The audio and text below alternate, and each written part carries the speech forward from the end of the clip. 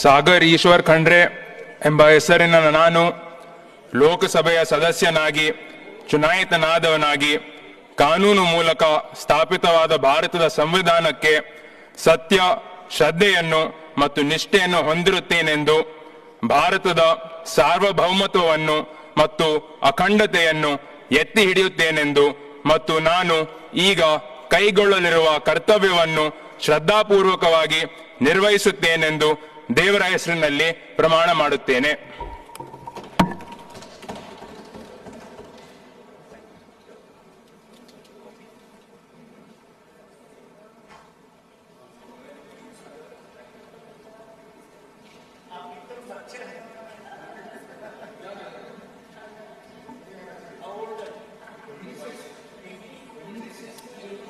श्री के राजशेखर बासवराज हितनाल.